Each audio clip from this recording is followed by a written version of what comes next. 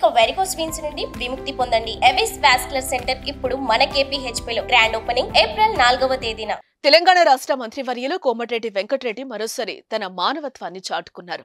సాయం కోరితే లేదనే నైజం ఉన్న కోమటిరెడ్డి గురించి తెలుసుకున్న ఓ అభాగ్యురాలు ఎలాగైనా మంత్రిని కలవాలనుకుంది. కానీ ఎలా కలవాలి, ఎప్పుడు కలవాలో తెలియక తన 3 పిల్లలను తీసుకుని హైదరాబాద్ చేరుకుంది.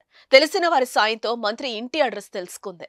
ఈ రోజు ఎర్లీ మార్నింగ్ కోమటిరెడ్డి ఇంటి ముందు కూర్చుంది ఆమె.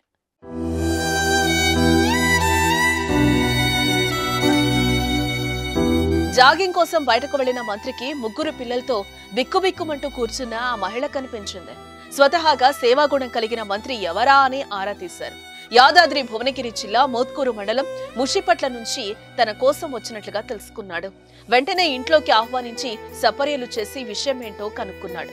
మంత్రి పలకరింపుతో భోరున ఏడుస్తూ తన కష్టాన్నంతా చెప్పింది ఆ తల్లి.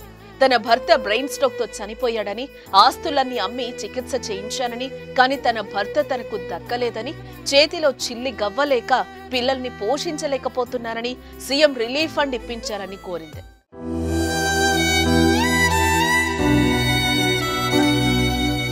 అయితే కుటుంబ సభ్యుడిని కోల్పోతే ఆ బాధ ఎలా ఉంటుందో తనకి తెలుసని, ఆ బాధ ఎవరూ పూడ్చలేరని ఓదార్చారు కోమటిరెడ్డి వెంకటరెడ్డి.